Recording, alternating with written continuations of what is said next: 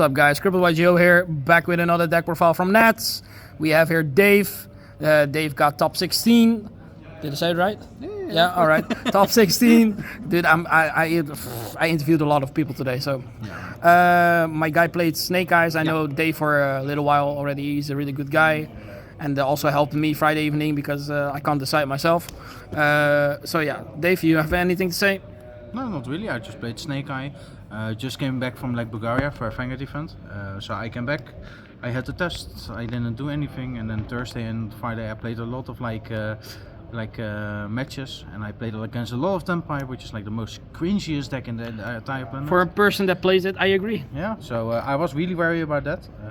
Didn't want to face that. Dodged all of them, never played it. Nice. Easiest win of my life. Makes me already a better person to begin with.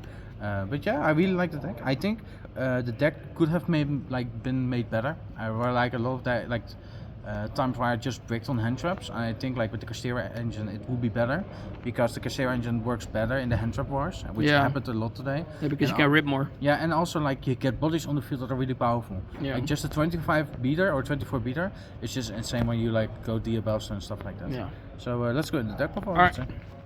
So yeah, I just played 3 Snake Eye Ash, 2 Poplar, 1 Oak, explanatory itself.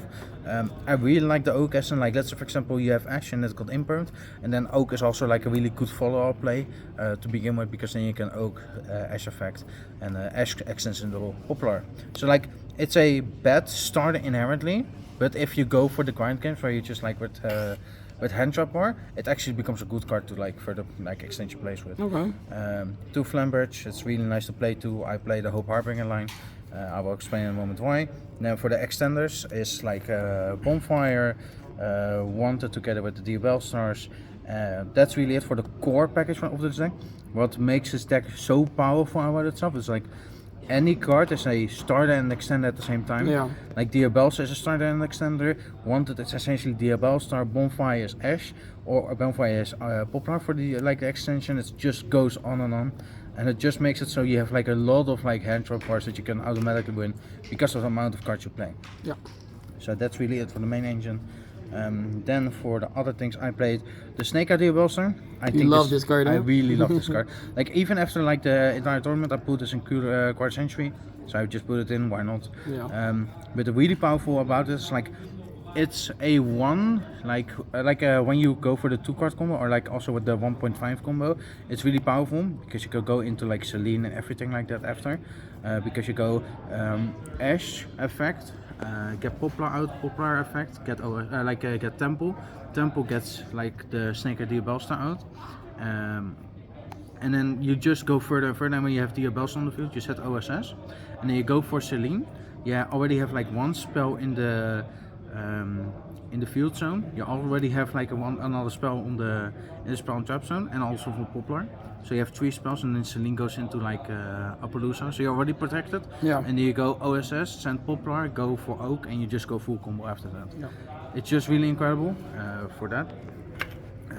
Already went over this stuff. This is deck, yeah. The Temple, so together with Snake Eye Diabellstar, it makes an extension, which is the most powerful thing now. First this was a brick, but it isn't anymore because it's just an extension, and if you play the hand trap war, this is also really good to beat with, because it's just 28. OSS, 1 for 1. One of the most broken extensions of the deck. I never opened it. Fuck that card. But if you have it, it's really insane. Yeah, because it's it baits out an Ash instantly, for example. I played 21 engine and 21 non-engine. So you play for the 2 cards instantly. Yeah. Okay.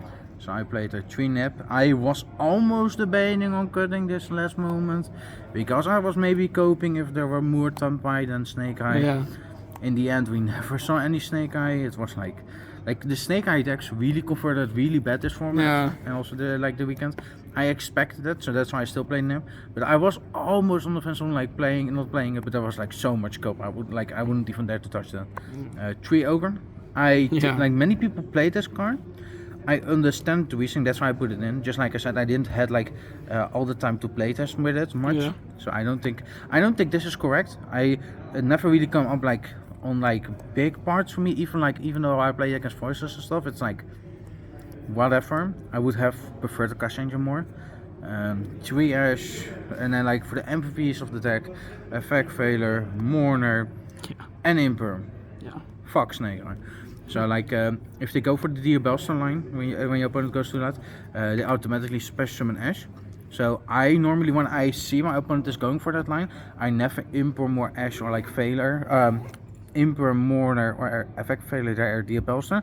I just wait, go give them the OSS, go into Snake Eye Ash, and then mortar them Imperm Ash, because even if I like do it on the Diabellstar, if they normal summon Snake Eye Ash, I get punished, and with this I don't, so I will just wait normally, and then the 3 costs out. I think it's the most cookie cutter thing to do. Yeah, I think you just went back to the basics. That's exactly what you told me on Friday. I think it's like more about consistency. I really like the consistency. Yeah. Just do consistent plays. No, don't be scared to do whatever you want to do. Play with reason. And as long as you do that, you can make it. Yeah. It's not that hard to do. That's Dave's life advice, people. And for the extra deck, Anima. It's the replacement of Linkuriboh. Yep. Some people play into it, and I'm like, bro, it's Netherlands. What do you expect? It still happens. Okay, IP had a funny, like I was on feature match round 5, and I played against an opponent, really cool. I need to watch that back. I didn't even know you had feature. I played against Tammy, and she the Vanadium. Vanadium. So what I did, she harpied me, and I was scared, so because I have back row, so it all got popped. I put this into like the monster zone because of with Flamberge, and because I used Flamberge, she used TTT. I was really scared because if she took Apo, I would instantly lose. But I saw a line where I could just like IP, go into Princess, everything that's left on the field, they have to take Princess, fire locked. GG. True. Yeah. True. So that's really cool. SP staple that you need to have. Like this is all just to link climb. Yeah. Because like even if you play hand travel, as long as you stick bodies on the field, you can just like. And as long as they drop a dark or a fire, you can just poof poof. Yeah, because like as long as you can extend to it like a princess, then you get a fire back from the grave, activates again, and then you just roll off. Yep. So as long as you get bodies, it's fine. So I think the Castera package is better for that. Phoenix, Princess, funny cards. Like this really came up for me where I just like tried to like swing with like Ash, Oak, stuff like that into a monster starter picker that I couldn't naturally out, and then like it revives itself because it's also by battle. So most people think it's like you use it with like Princess, but I also use it just to battle. Yeah.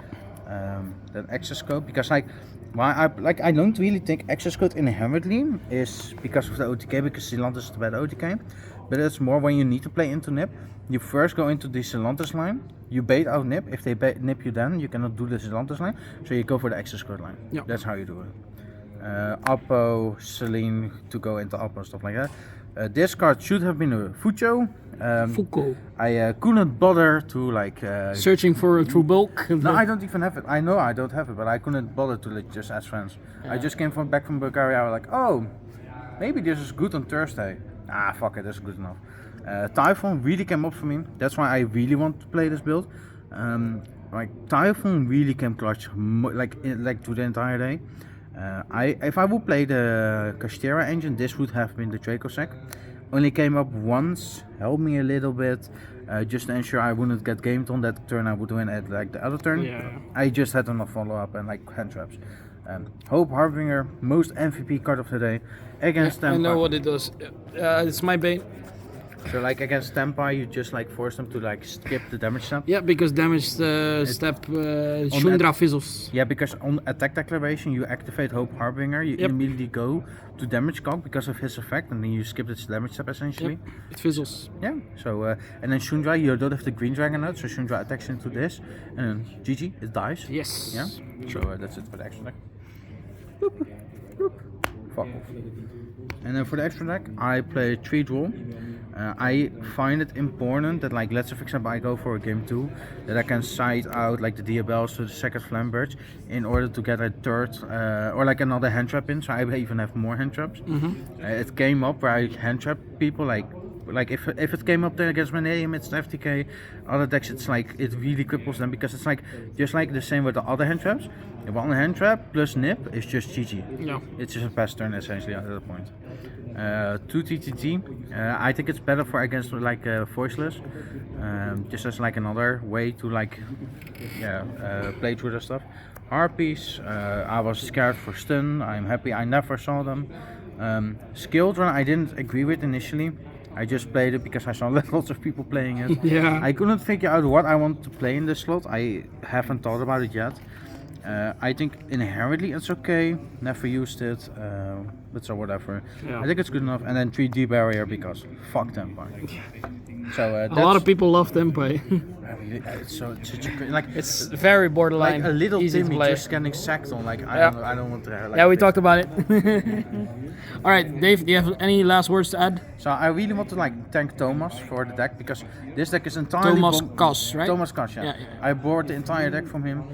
Really good friend. I'm just happy Wait, that. this is not even your deck? No, fuck off. No. So like the reason why like it's on my deck, I don't want to like invest money when there's nobody else. Yeah. So yeah, I'm really happy that I could borrow it. So really thanks for that, Thomas. And with all the blinks and stuff. So yeah, That's thank good. you very much. That's good. Well, Dave, CrippledYGO, signing out. Peace.